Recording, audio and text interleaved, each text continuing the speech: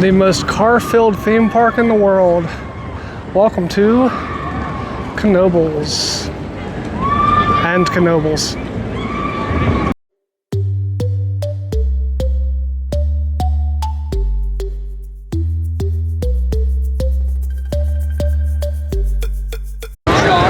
Hey everyone. It's hard to believe, but it's already August and we're just now making our first trip of the season to Knoebels. We're glad to be here, but to be honest with you, Knoebels year over year doesn't really change a whole lot, so this isn't really an update video. What we're planning on doing today is Knoebels is full of places to eat. There are an incredible number of places to eat, so we're looking at doing basically a little sampler size look at the food options, the snack options mainly that you can get here. We're looking at stopping at 5 various places around the park, show you the kinds of things you can get at those places, and also try some of them for ourselves to let you know what we think. So when you come here, you'll get a feel for what you can try if you're hungry. So in addition to the food and maybe a couple of updates, we're also going to hopefully catch a ride or two at the park. So let's go take a look at what's at the park today. Picnics are really popular at Knoebels. You can see a list of the picnics here. For every day they have a list of picnics posted, so you can find, if you're here for a picnic, you can find what pavilion you're in. There are tons of picnic pavilions here. You can see they color code them orange, green, red, blue. They have this key over here. You can see there's also one strip of purple on here. The purple one is all the way over on this side of the park.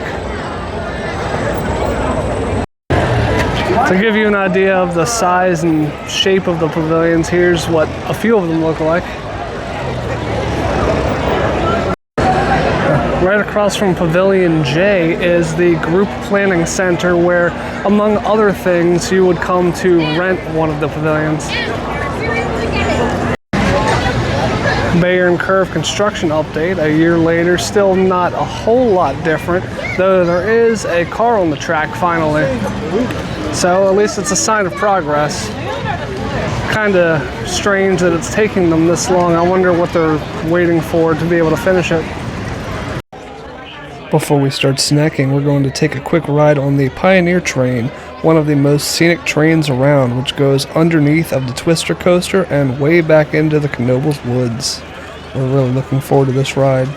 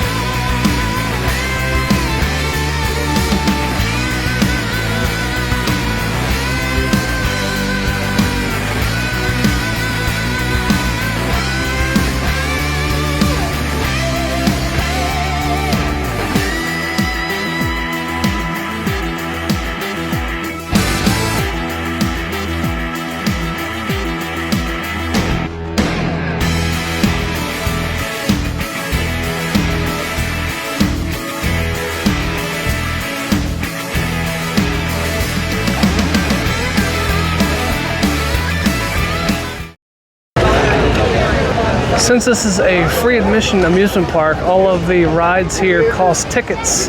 And you can buy individual tickets or you can buy ticket books, which if you choose to buy a ticket book, they come in denominations of $5, $20, and $50 as listed in the window over there. Here is a look at the $50 ticket book. Inside of the ticket book, they have two different types of tickets. They have a bunch of $1 tickets, and then in the very back of the book, they have a whole bunch of 50-cent tickets because not all of the rides are an even dollar amount value, so they make sure you have some 50-cent tickets to give to the ticket takers. So obviously the less expensive books will have fewer tickets in them, and the more expensive books will have more of each type of ticket in it. The Alamo restaurant is actually a sit-down table service restaurant here. It's the only table service restaurant at the park. But if you don't want to take the time to sit down and wait to be waited on and use an actual menu, you can come out here. They also have a quick service window you can order from. It has a variety of things, including desserts, including apple dumplings and ice cream. They have other snack foods like pickles and soup. They have different types of hot dogs, including a chili dog, a fiesta dog, and a kraut dog, and they have a bunch of different types of burgers. So a nice variety of food. They also have a rotating soup of the day, which today it happens to be chicken noodle and corn. The Alamo is so popular here, they had to add a food truck this year. I don't believe this was here last year. I think this is brand new. They have a few other different food options here, including a chicken and waffle on a stick, chicken and waffle with mashed potatoes and gravy only, a chicken and waffle sandwich, and some drinks. So that's a really nice addition here to a park that already has a great food selection. So what we thought was going to be a snack video is turning out to be some entree video here. Our first snack, quote unquote, of the day is actually an entree. I got the fiesta dog, which comes with relish and a spicy sauce on it.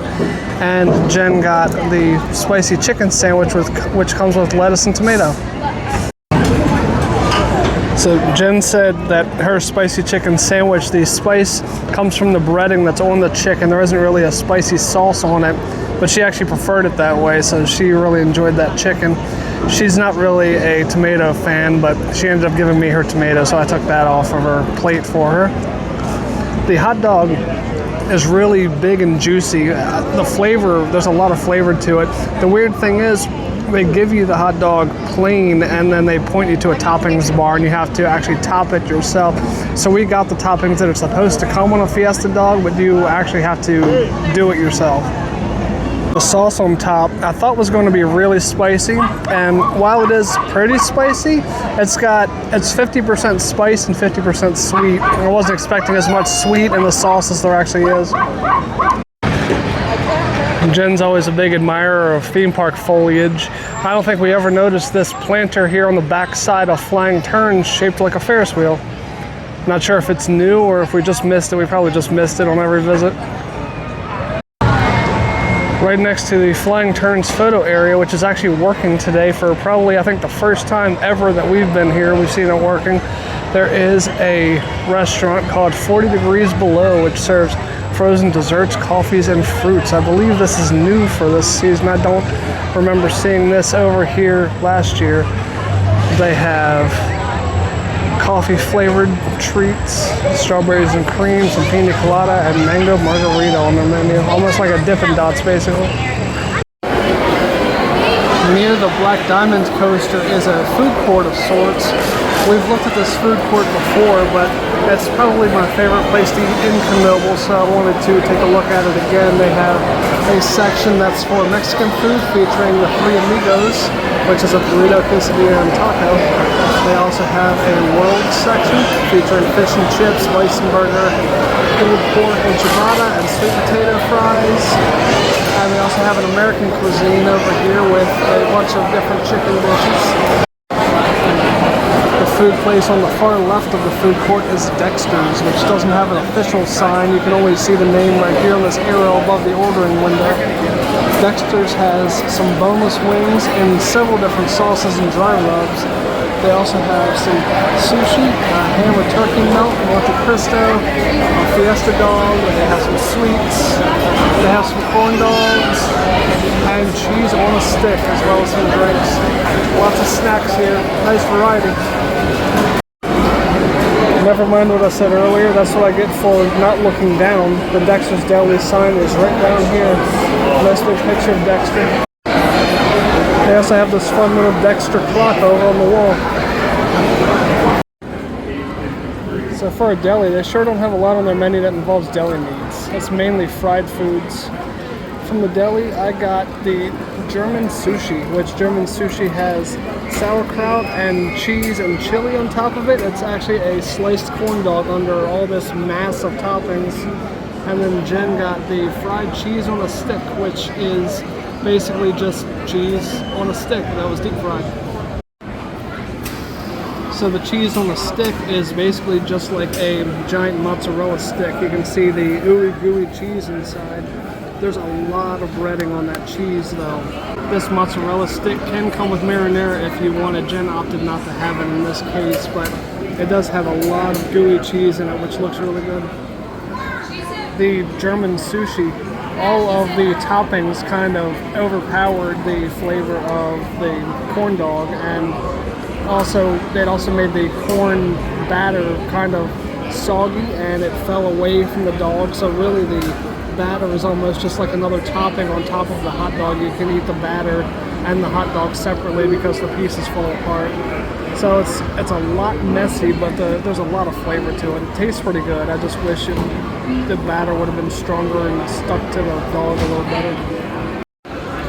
Oh, and I should mention it's called German sushi because they do cut it into little sushi roll type shapes. It was just hard to tell earlier because of all the toppings, but it is divided up into little pieces. Over here by these two cool seating areas with rotating roofs that I've heard used to be carousels, and I can kind of see it if I look up there. That's really cool if true. But anyway, these are right near the Haunted Mansion. Also right near them is the Potato Barn, which is where we're going to try to get some food. They offer a baked potato with butter, a sweet potato with butter, pulled pork sandwich, some barbecue, a potbelly sandwich, some nachos, some drinks. They also have sides of coleslaw and baked beans. They also have their share of motivational phrases on the wall. Funny touch for a theme park restaurant. Of course, from a place that sells potatoes, Jen had to get a potato. Specifically, she got a sweet potato. And the toppings, the potato itself was $4. The toppings, which consists of the marshmallow and the brown sugar, were 75 cents extra. And then I just got the coleslaw, which I didn't think the portion of coleslaw would be this tiny. It is only $2, but I'm still not entirely sure even this cup is worth $2. It's a little tiny to me. Well, I still feel like this little tiny cup of coleslaw is too little for costing $2. But the flavor of it's really good. It's one of the sweeter, more mayonnaise-y kind of coleslaws. It's not overly mayonnaise-y, but has a lot of sweetness to it, which is the kind of coleslaw that I enjoy. So I was a big fan of this. If you like that kind of coleslaw, you'll enjoy this one also.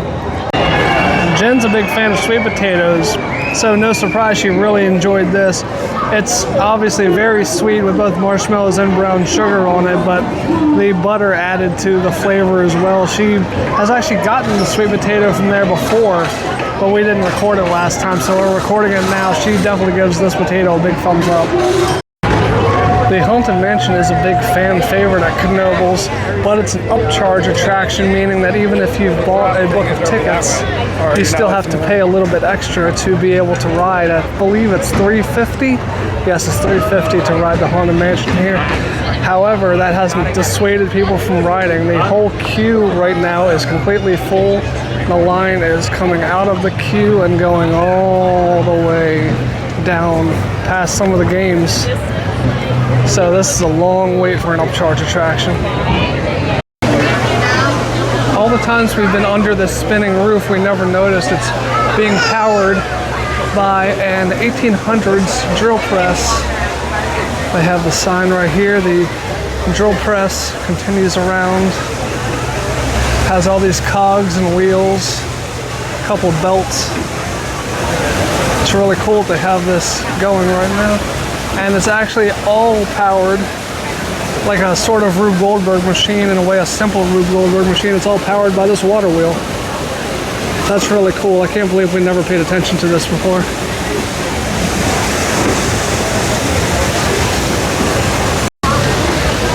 They also have a sign behind it mentioning the water-powered sawmill, which is a replica from the early 1800s. Right across from the miniature golf course, with what is probably my favorite version of Cozumel at this park, is a restaurant known as the Wharf. We have actually never previously eaten at the Wharf because it's almost always closed when we're here. It's really exciting to see it open today. We're actually going to check this out and grab a bite to eat here. Not to mention there's a sign out in front of the Wharf giving a summary of their menu. Has a really cool little Cosmo painting on top of it pointing you in the direction of the restaurant. Their menu consists of gyros, a steak burger, a fish sandwich, chicken sandwich, sloppy joes, hot dogs, and then as snacks they have some fries, clam strips, which is interesting, mac bites, the soup of the day, and your typical fountain beverages. Next to their modern menu screens, I like that they've kept this classic Wharf menu sign. That ship on there is awesome. So from the Wharf, we got the waffle fries and we added a cheese sauce for $1. They look like your pretty standard waffle fries. We'll see how they taste. We also, because it's such a hot day, we got a lemon Italian ice. So the waffle fries are about what we expected. The interesting thing is they do not salt their fries here. You have to put the salt on yourself. We opted to actually not put any salt on these fries at all. We figured that the cheese would have enough of a salty flavor by itself that we wouldn't need any extra salt, and we were right. It had just enough flavor because of the cheese to make up for the lack of salt. So we were happy with our decision. We really thought the fries were pretty good if you're just in the mood for standard, no bells and whistles waffle fries. We thought the Italian ice was great. It's something I'm going to be craving until the next time we get back here. The flavor is really good. It's got a really tart lemon flavor, really strong lemon flavor, so it comes through really well. But what really gets me, what we both really like the most about it, is the texture of it. It has almost a gelato-like texture. It's soft and creamy. I would have thought, if they hadn't labeled it as an Italian ice, I would have thought that this was a gelato. It's so smooth and silky. So we really like the texture of it, and the flavor is great too, so big thumbs up on this. Near the Wharf restaurant, you can find the Ride Pass building. The Ride Pass building during the off season every day, or on weekdays during the regular season, you can buy your ride wristbands, ride all day for one price. Unfortunately, during the regular season, they do not sell the ride all day wristbands during the weekends, but despite that, they still have the screens above the windows turned on, and on certain screens you can look at them and actually it will tell you which rides are currently operating and which rides are closed at the moment. Having some good luck with open rides today. They also have a sign to let you know that in case of rain, anything undercover will still operate.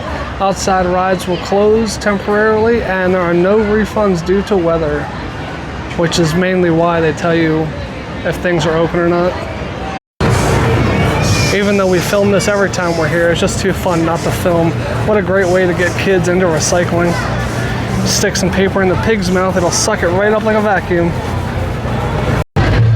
Near the Playland Arcade, there is an ice cream stand where you can get various ice creams and milkshakes. The milkshakes are $7.25. We're not actually going to get anything from the ice cream stand right now, but there is a reason that I bring up this particular place, and that is because right next to where Jen's standing on the side of the building, they have this little plaque. It mentions JBK Stands, originally built and managed by Jennings B. Knoebels. It's an ice cream stand built in 1947. hamburger stand built later, and then other additions including Casa de Refrescos, candy corners, apple slushy, and the cotton candy stands. So we figured this was appropriate considering we're looking at the snacks at the park, that they have this plaque involving the snacks.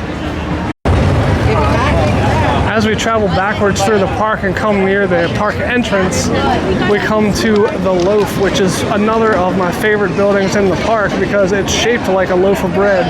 I love the architecture on this. The Loaf actually has a couple of different places in it to eat. The backside has the cookie nook, which is where you can get some non-Starbucks coffee as well as cookies and other assorted treats. But also on the side of the Loaf is this other restaurant, the Dole soft serve, where you can get a Disney favorite, the Dole Whip. They actually have a few different types of Dole Whips. You can get a Dole sampler, a Dole float, waffle cone. You can get some cones and dishes. They also have gourmet Italian ice. On here are all the flavors for the Dole Whip. You can get a traditional pineapple, but you can also get orange, pineapple and orange twist, a peach, a strawberry, or a peach and strawberry twist. Additionally, the 40 and below that we saw earlier, they also have the treats from 40 and below here as well, so you can get them at another location in the park. They also have this fun little mixed soft serve cone over here to draw you into the restaurant. Jen wanted to feel like she was at Disney again, so she got the traditional pineapple Dole soft serve. And then I got the mocha 40 degrees treat that's just like I mentioned earlier. It's just like Dippin' Dots, but it's coffee flavored.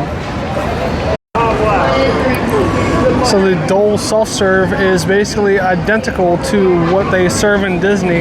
Has the strong pineapple flavor, the very creamy texture. Jen really enjoyed it, but it's not surprising because she's had it plenty before.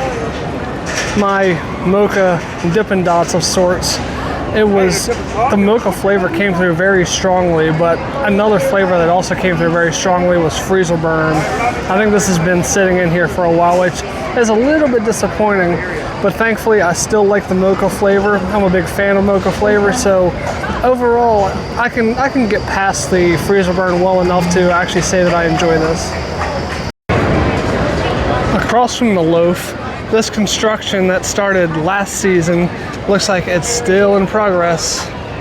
They've expanded the area. The area is much wider now that they're doing construction on, but they still don't seem to be very far along.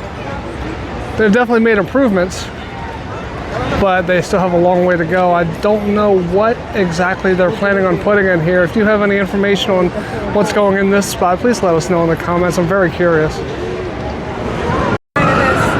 Another change near the Loaf, the little guest services building down here has been here for as long as we can remember, but it did not previously have a ride open and close screen in front of it. Now it does, to let you know which rides are open and which rides are down for maintenance.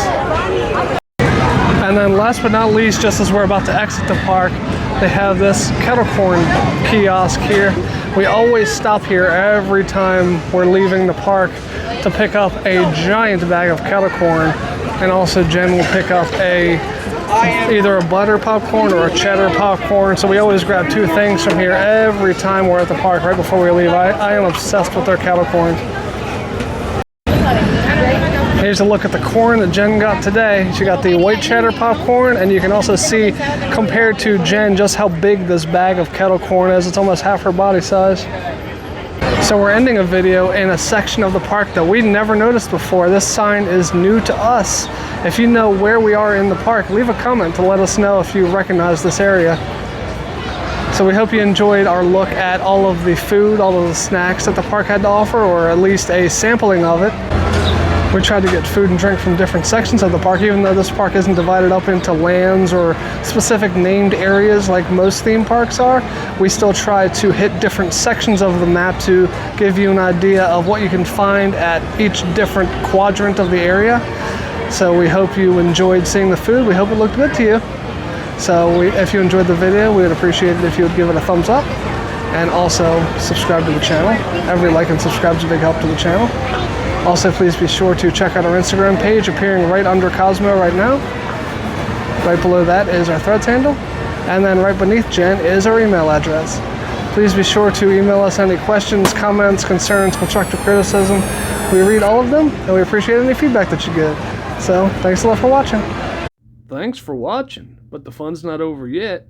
Click the box in front of my face for another fun video, or click my tree to subscribe to our channel so you don't miss another video.